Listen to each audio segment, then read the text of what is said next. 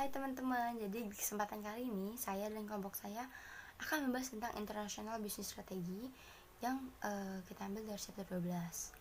Yang pertama yang saya akan bahas itu tentang strategi perusahaan. Pembentukan nilai. Cara untuk meningkatkan profitabilitas suatu perusahaan adalah untuk menciptakan nilai yang lebih. Jumlah nilai dari suatu perusahaan diciptakan dan diukur oleh perbedaan antara produksinya dan nilai yang konsumen dapat dalam produk-produknya.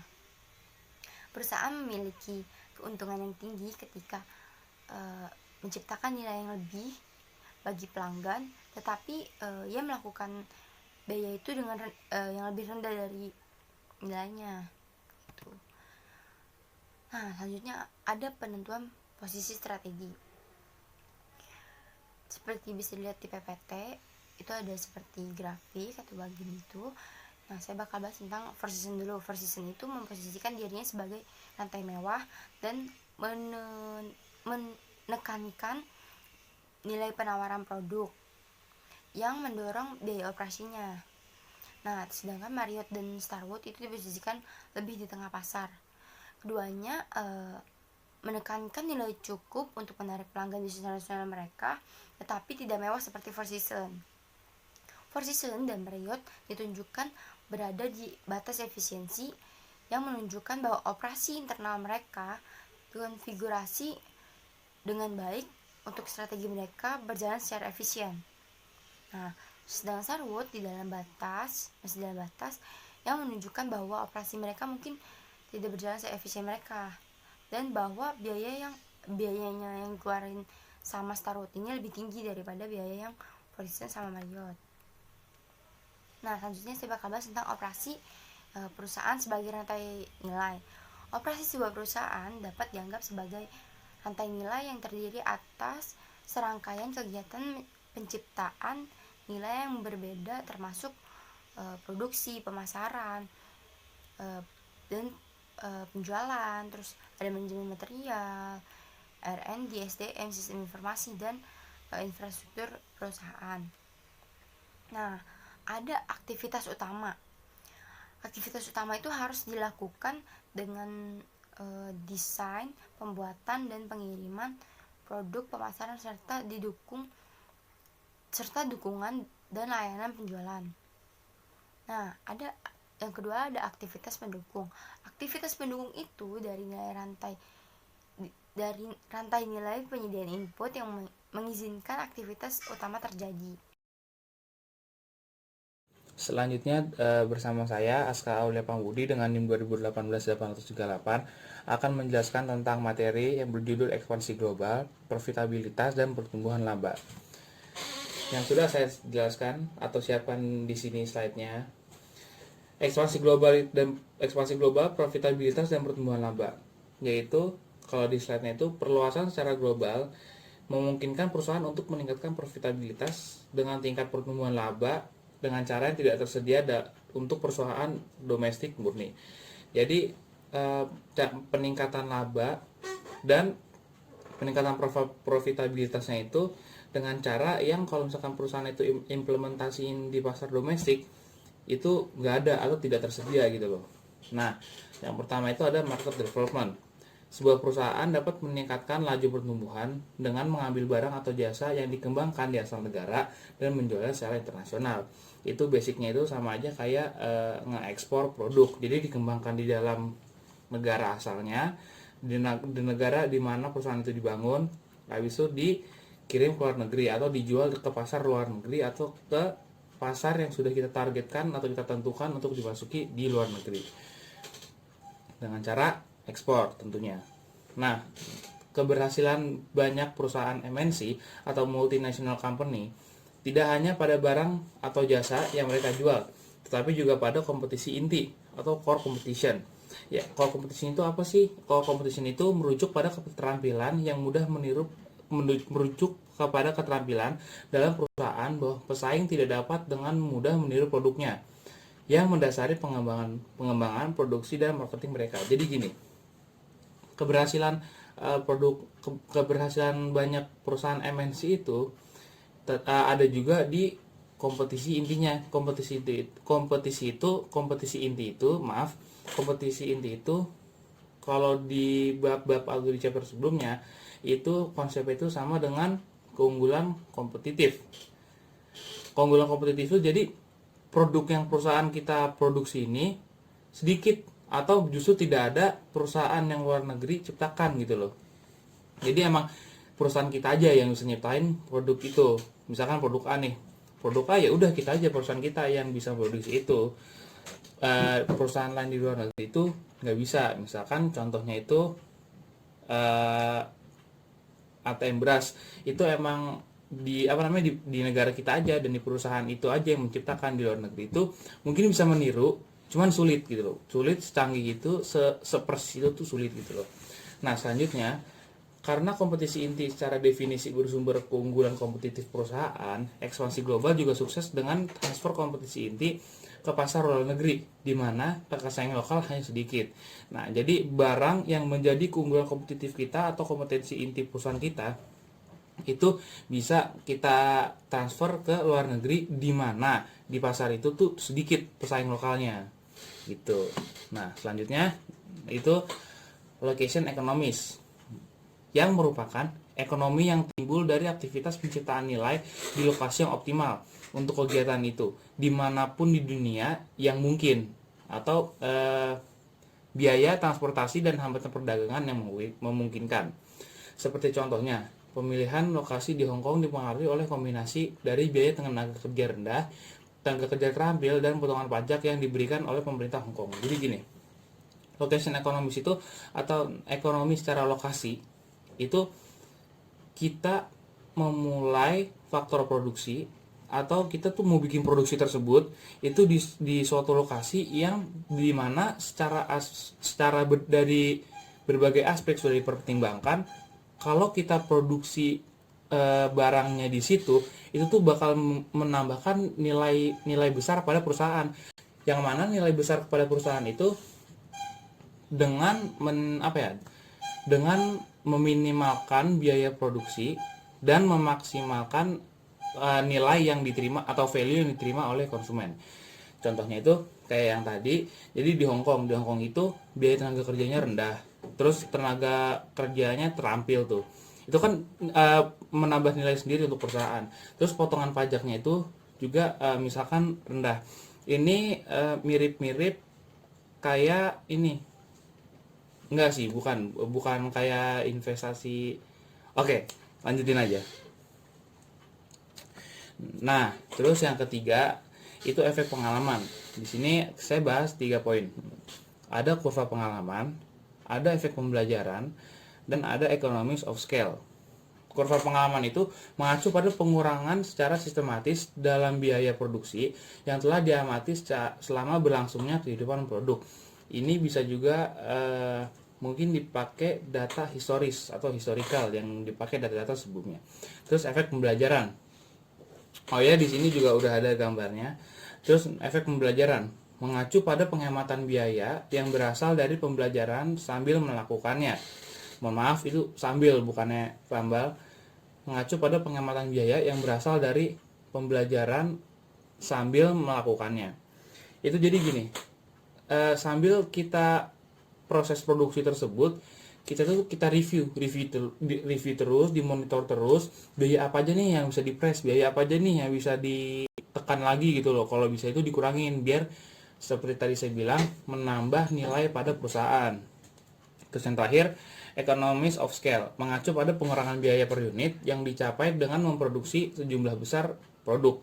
Ini tuh jadi kurang lebih seperti pandangan pada skala ekonominya. Terima kasih, sekian dari saya, yang akan dilanjutkan oleh Saudari Feren. Tekanan untuk pengurangan biaya. Di pasar global yang semakin kompetitif, perusahaan internasional sering mengalami tekanan untuk pengurangan biaya. Menanggapi tekanan untuk pengurangan biaya mengharuskan perusahaan mencoba untuk menurunkan biaya penciptaan nilai. Tekanan biaya dan tekanan untuk tanggapan lokal. Perusahaan yang bersaing di pasar global biasanya menghadapi dua jenis tekanan persaingan, yaitu tekanan untuk pengurangan biaya dan tekanan untuk menjadi responsif secara lokal. Tekanan untuk tanggapan lokal. Tekanan untuk tanggapan lokal timbul dari perbedaan nasional dalam selera preferensi konsumen, infrastruktur, praktik bisnis yang berlaku, saluran distribusi, dan tuntutan pemerintah asing. Perbedaan selera dan preferensi pelanggan muncul ketika selera dan preferensi pelanggan berbeda secara signifikan antar negara. Perbedaan dalam infrastruktur dan praktik tradisional timbul dari perbedaan dalam infrastruktur atau praktik tradisional antar negara. Seperti contohnya, peralatan listrik rumah tangga harus disesuaikan atas perbedaan dalam infrastruktur listrik, atau seperti tegangan. Perbedaan dalam saluran distribusi. Perusahaan mungkin harus responsif terhadap perbedaan dalam saluran distribusi antar negara, yang mungkin memerlukan delegasi fungsi pemasaran untuk anak perusahaan di suatu negara. Tuntutan pemerintah tuan rumah atau negara tujuan, seperti contohnya perusahaan farmasi tunduk pada uji klinis lokal, prosedur pendaftaran dan pembatasan harga. Semua hal perlu memperhatikan bahwa pembuatan dan pemasaran obat harus memenuhi kebutuhan lokal. Tekanan biaya dan tekanan untuk tanggapan lokal. Perusahaan yang bersaing di pasar global biasanya menghadapi dua jenis tekanan persaingan, yaitu tekanan untuk pengurangan biaya dan tekanan untuk menjadi responsif secara lokal. Perkenalkan, nama saya Christopher Lee dengan NIM 2018-843. Saya merupakan salah satu anggota dari kelompok 10 kelas bisnis internasional. Nah, saya akan membahas subbab materi yang terakhir di chapter 12 ini, yaitu mengenai memilih strategi. Nah, sebagai awalan saya akan menjelaskan bahwasanya sebuah perusahaan ketika ingin masuk ke dalam bisnis internasional atau ketika dia ingin memasarkan produknya secara global, maka dia memerlukan banyak strategi, di mana strategi tersebut digunakan untuk menekan biayanya, untuk meraih skala ekonomi yang maksimal, meningkatkan profitnya, dan tentu saja melayani pasar-pasarnya dengan baik gitu, serta dia bisa bersaing dengan pesaing-pesaingnya atau kompetitornya. Nah, langsung saja saya akan menjelaskan setidaknya ada 4 strategi yang bisa digunakan perusahaan untuk memasuki pasar global, di mana keempat strategi ini itu harus dipengaruhi oleh dua hal. Yang pertama itu tekanan akan penurunan biaya, dan yang kedua tekanan dari permintaan lokal atau selera lokal gitu. Nah, strategi yang pertama itu adalah strategi standarisasi global, di mana dalam strategi standarisasi global ini perusahaan umumnya itu menciptakan produk yang sama, yang bentuknya sama, kemasannya sama, fisiknya sama, kemudian fiturnya, warnanya, kualitasnya, manfaatnya itu sama, dan dia memproduksi dalam jumlah massal banyak, dia pasarkan ke seluruh negara-negara yang ada di dunia dengan bentuk yang sama itu. Jadi dia tidak terlalu memperhatikan selera konsumen yang ada di negara-negara tersebut. Nah, dia nggak terlalu memperhatikan itu karena dia pikir produk dia ini emang dibutuhkan oleh banyak orang gitu. Memang sih produk standar global ini merupakan produk yang sangat dibutuhkan secara universal oleh seluruh umat, sehingga hampir bisa dikatakan sebagai produk primer atau sekunder gitu ya. Nah, sehingga tidak masalah kalaupun tidak ada perbedaan dalam setiap pasarnya. Nah, selain itu secara tekanan penurunan biaya ini harus ditekan seminimal mungkin gitu, atau serendah mungkin biaya produksinya, sehingga dia akan menciptakan profitabilitas yang tinggi untuk perusahaan dia gitu, sehingga konsumennya itu akan memberikan value yang baik untuk perusahaan tersebut. Nah, contohnya itu seperti misalkan dia yang memproduksi atau mengekspor minyak bumi gitu, atau produk-produk makanan kaleng atau minuman kaleng gitu, yang umumnya semua orang di dunia itu suka gitu. Oke, selanjutnya saya akan menjelaskan strategi lokalisasi, di mana strategi lokalisasi itu perusahaan umumnya menciptakan produk yang sama nih manfaatnya nih, fungsinya, tapi ketika dia memasarkan ke negara-negara tertentu, dia membedakan mengikuti sesuai dengan selera pasar atau selera konsumen di negara tersebut, atau juga mengikuti peraturan pemerintah atau peraturan agama yang berada di negara tersebut, sehingga setiap negara bisa saja berbeda, baik dalam hal sedikit kualitas, komposisinya, fiturnya, atau apapun. Nah, tetapi hal ini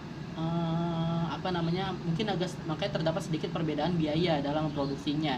Maka dari itu biayanya pun mungkin bisa juga tinggi, tapi tidak tinggi-tinggi amat gitu, tergantung yang mana bisa mendapatkan cuan lebih banyak. Nah, sebagai salah satu contohnya itu perusahaan McDonald, di mana McDonald itu kan dia banyak cabangnya di seluruh dunia. Nah, misalkan dia yang membuka cabang di Indonesia itu mengikuti peraturan dari pemerintah Indonesia dan kebijakan dari MUI, karena masyarakat Indonesia mayoritas beragama Islam, untuk tidak memperbolehkan ada produk berbahan daging babi atau minyak babi, sehingga itu dikatakan haram. Maka dari itu McDonald harus mengikuti peraturan tersebut dan McDonald mengikutinya sehingga dicap halal dari MUI gitu. Begitupun ketika McDonald buka di India, pemerintah India atau pemerintah agama yang ada di India itu melarang McDonald untuk memproduksi bahan baku daging sapi. Kenapa? Karena India itu masyarakatnya mayoritas beragama Hindu sehingga mereka tidak bisa memakan daging sapi, dan McDonald pun mengikutinya gitu, sehingga tidak diproduksi daging sapi begitu. Lanjutnya ketiga itu ada strategi transnasional. Nah, strategi transnasional ini di mana perusahaan tersebut dia menghadapi dua tuntutan. Yang pertama itu tuntutan untuk perubahan harga gitu ya. Terus yang kedua itu tuntutan untuk dari tekanan lokal gitu, dari selera konsumen lokal. Contohnya ini seperti Caterpillar, di mana perusahaan Caterpillar yang merupakan perusahaan yang bergerak di bidang alat berat, dia ini menghadapi dua tuntutan tersebut ketika zaman itu. Kenapa? Pertama, dia memiliki pesaing yang ternyata juga go internasional seperti Komatsu, kemudian Hitachi, lalu juga ada CAT dan semacamnya alat berat lain. Nah, dia menghadapi persaingan ini yang cukup ketat sehingga dia berusaha untuk mencari cara agar bisa menurunkan biaya produksinya. Hal ini dilakukan di mana dia mencari lokasi yang dapat digunakan untuk mendirikan pabrik atau tempat pemasarannya dengan biaya yang rendah gitu. Dicari tuh lokasinya atau negaranya. Selain itu juga tenaga kerja yang digunakan, tenaga kerja yang dengan biaya tenaga kerjanya upahnya yang rendah gitu. Hal ini akan menurunkan biaya produksi tetapi meningkatkan keuntungan, karena mungkin secara nilai tukar mata uangnya juga mata uang negara tersebut rendah gitu nilainya. Ini untung bagi perusahaan gitu. Selain itu selain itu juga si Caterpillar juga investasi terhadap komponen-komponen alat berat dalam jumlah besar sehingga komponen ini masih sama gitu dan dirakit untuk menjadi alat berat yang berkualitas, tidak kalah dengan pesaingnya. Nah, sementara dari sisi tekanan lokal, Caterpillar berusaha untuk memenuhi apa yang diinginkan oleh masyarakat negara tersebut. Contoh, misalkan di negara A itu negara yang kontur geografinya itu perbukitan, pegunungan, daerah-daerah ekstrim gitu ya, maka diperlukan alat berat yang kecil, misalkan ekskavator yang kecil atau yang lebih simpel, jangan yang terlalu besar gitu, sehingga bisa masuk ke hutan, perbukitan, pegunungan begitu. Nah, dibuatlah seperti itu mengikuti permintaan mereka, sehingga Caterpillar itu menyesuaikan produknya dengan ketentuan yang ada di negara-negara tersebut begitu. Dan strategi yang terakhir adalah strategi internasional. Nah, untuk teman-teman ketahui, strategi internasional ini tuh strategi dimana ketika perusahaan ingin memasuki pasar global, dia merupakan perusahaan pertama atau perusahaan perintis yang memproduksi produk yang baru terkenal di dunia gitu, tetapi memiliki manfaat yang luar biasa gitu. Jadi seolah-olah dia seperti penemu suatu produk baru yang memiliki manfaat bagi kehidupan manusia. Nah, kemudian ketika dia memproduksinya, dia meluaskan pasarnya ke seluruh dunia mungkin, maka dia adalah pemain tunggal di situ, sehingga dia bisa memonopoli harganya dan tidak ada pesaing, karena ya dia baru memproduksi hal itu, baru penemuan baru gitu. Apalagi kalau dia sampai mempatenkannya, nah ini nggak bakal ada perusahaan yang mau mencaplok atau imitasi produk dia gitu. Sebagai contoh itu perusahaan Xerox merupakan perusahaan fotokopi ya, dimana pada saat itu tahun 1960-an itu dia menciptakan mesin fotokopi pertama di dunia, yang mana saat itu belum ada mesin fotokopi. Lalu dia produksi, dia uji coba, ternyata berhasil, dipasarkanlah di wilayah Amerika Serikat, dan ternyata perusahaan-perusahaan di situ sangat membutuhkannya sehingga dibeli dalam kondisi banyak, lalu baru dijual, dipasarkan ke seluruh dunia, ke negara-negara lain, dan negara-negara lain pun menyukai produk tersebut gitu. Jadi bisa dikatakan perusahaan Xerox ini tidak menghadapi tekanan lokal karena itu produk baru, penemuan baru, semua orang menyetujuinya aja, menyukainya gitu, tidak ada perlunya referensi apa-apa. Selain itu negara-negara maju sangat menghormati produknya ini sehingga dihargai banget. Terus udah gitu Xerox ini mempatenkan produknya sehingga tidak ada lagi perusahaan yang mencaplok ataupun mengimitasi produknya.